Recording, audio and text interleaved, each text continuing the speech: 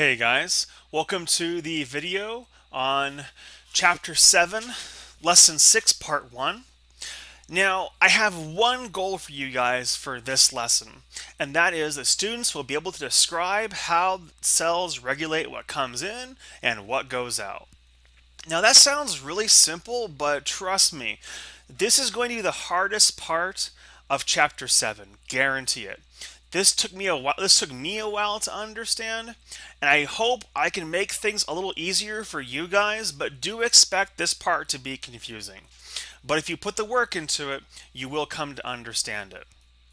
So, the first thing you want to have to understand about this idea is that particles moving from one area to another is called diffusion. Diffusion means that things always go from areas of high concentration to low concentration.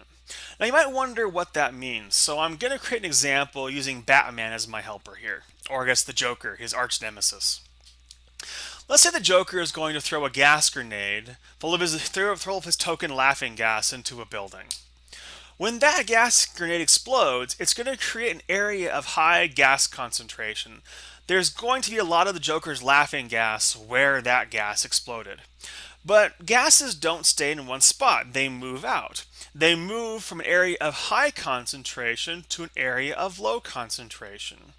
So the Joker knows if he throws his gas container into a building, the gas isn't just going to appear in the one spot where it blows up. Eventually, that gas is going to diffuse throughout the entire building. So now the gas goes from high concentration to an area of where it's become equally concentrated throughout the entire building. That movement is called diffusion. So the Joker's gas grenade exploding and moving throughout the entire building is an example of diffusion because the gas is going from a high concentration of his gas to a low concentration of his gas. Here is another visual aid to help you understand this. Let's look at this picture right here. If I'm putting red dye on the left side here and blue dye on the right side here, I have a high concentration of red dye here and a high concentration of blue dye here. Now over time, the dyes mix together and they form this purplish dye right here. And you can see down below a diagram of what's happening with these little red dots representing the dye molecule. What happens is that the dye moves and becomes equally distributed throughout the entire thing basically. And this is just diffusion. The red dye is diffusing throughout the water to create this purple dye once it combines with the blue dye. Now, when we talk about diffusion, we talk about an idea called dynamic equilibrium. Dynamic equilibrium is when all concentrations are balanced.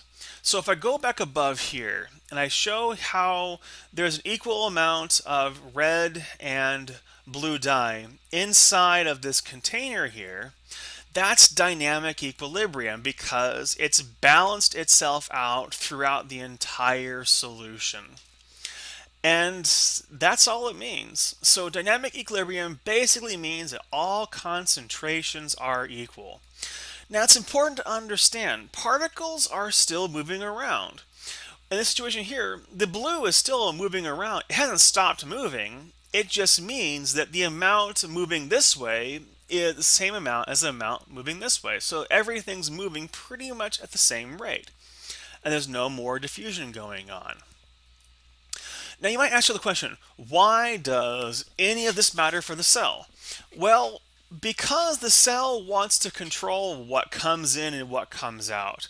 Because of what we know with diffusion, that things move from high concentration to low concentration, the same thing is true of the cell. So if the cell has a higher concentration of sugar inside of it compared to outside the cell, it's going to lose sugar. Sugar is going to escape the cell. The same is also true in the other direction. If there is a bunch of sugar or something the cell wants outside of the cell, and the cell wants to get that inside of it, it has to find some way to get that there. And the cell's going to use diffusion to do that. And as we know from we talked about in a couple lessons back, that's the job of the plasma membrane. The plasma membrane controls what comes in and what comes out of the cell, and we call that process facilitated diffusion. That means that the cell controls what comes in and what goes out. Now, it does this in a couple of ways, but the main way is through the use of what we call transport proteins. Now,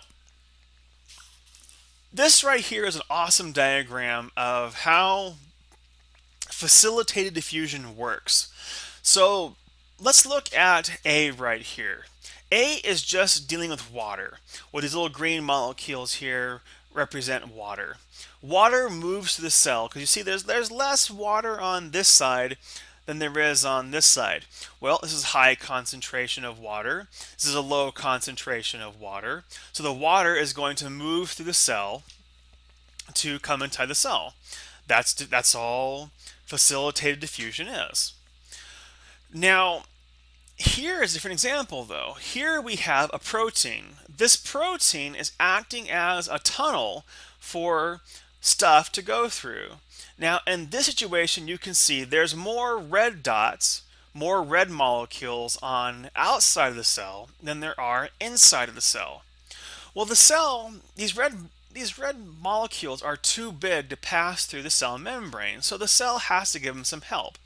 And that's what these channel proteins are used for.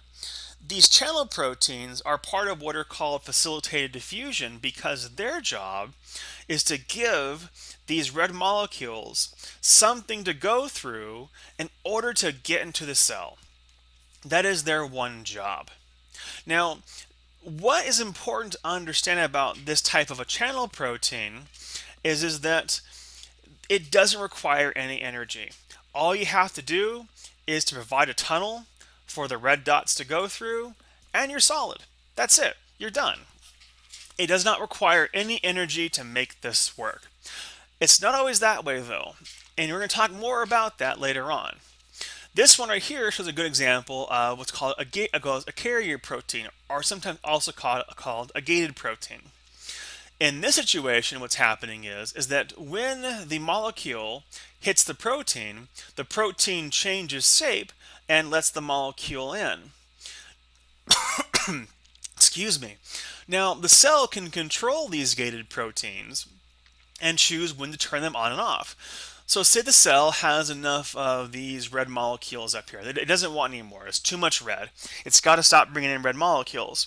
So the cell can turn off these gated proteins and make it so that no more of these red molecules can make it into the cell.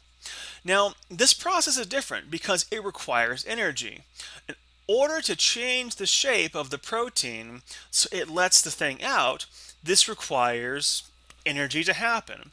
So the advantage here is that a channel protein is free and can easily be done, but it can't be controlled very easily. A carrier protein or a gated protein can be controlled, but it requires energy. So there's kind of a positive and negative here. Now, active versus passive transport. I've already talked about this. You guys just don't know it yet.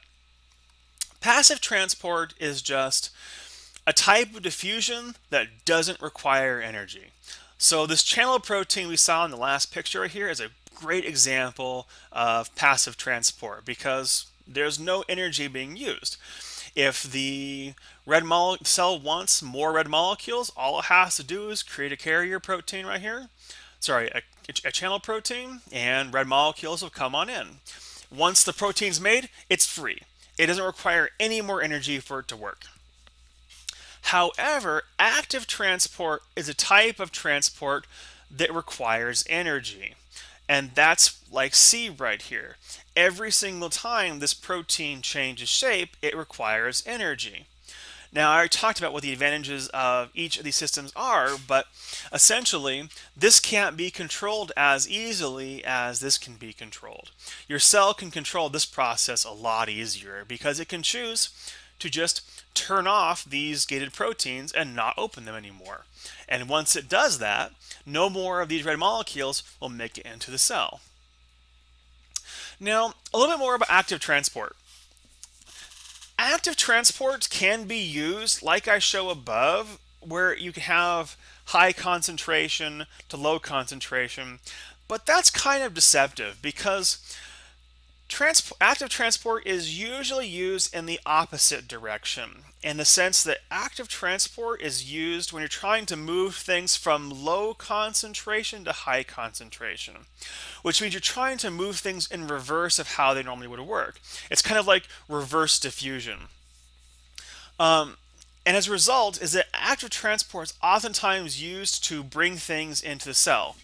A good example of active transport, I'll give you guys two of them, is with freshwater fish. If any of you guys have fish tanks that have like goldfish in them or any kind of fish, these fish have to find a way to bring things into their bodies. We call them solutes. If you ever do more on physiology, you'll learn what these things are. But if the fish loses all these solutes, which it does very quickly in freshwater, the fish is going to die.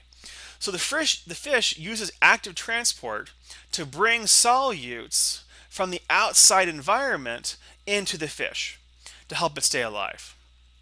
And active transport can be used to move it against that concentration gradient. So active transport can also be used to team up with passive transport to move things into and out of the cell. Now, you might ask yourself, what does that mean? Well, here's an example the book provides, and it's a very classic one in biology. This is called the sodium potassium ATPase pump. What this does is that what happens is that the cell gets rid of 3 sodium and takes in 2 potassium, and these 3 sodium then pair up with a sugar molecule, and the sugar molecule now comes in through a transport protein here, a channel protein. So this here is a carrier protein, this here is a channel protein. The carrier protein is moving back and forth via active transport, letting potassium in and getting rid of sodium. Now sodium has to pair up with sugar in order for sugar to come into the cell. So the sodium pairs up with the sugar and brings the sugar into the cell. So this is an example of active transport that helps passive transport. The active transporting of sodium out of the cell helps the passive transport of sugar back into the cell. Think of it like this. Think of it as sending in 3 people to go find a sugar molecule and they go bring that sugar molecule back to you so you can use it for energy. Your body does this all the time. And it's a good example of active transport helping passive transport. Okay, now the last idea I want to talk about for this chapter, and this section I should say, not chapter total, is the idea of endocytosis and exocytosis. Endocytosis is basically bringing large molecules into the cell, which you can see right here. The vacuole, if you remember from a couple lessons back, is a small little membrane that surrounds some kind of a big thing that the cell's trying to bring in, or in this case, push out. Vacuoles are oftentimes processed in the Golgi apparatus. So endocytosis is when you bring things into the cell, and exocytosis is when you remove things from the cell. And they basically work the same way. If you watch that video, The Inner Life of the Cell, you'll actually see a great example of exocytosis towards the end of the video. And if you're asking me where that is, I can probably show you during class time if you ever have any questions about that. All right, I'm done talking about this first part of the lesson, so here's what I want you guys to do. I want you guys to go into your Chapter 7 folder that I gave you as part of the flash drive, or you can find this on Edmodo as well. I want you to complete the diffusion activity worksheet, and when you're done, post the worksheet onto Evernote. When you are done with the worksheet, you can go ahead and move on to the next lesson.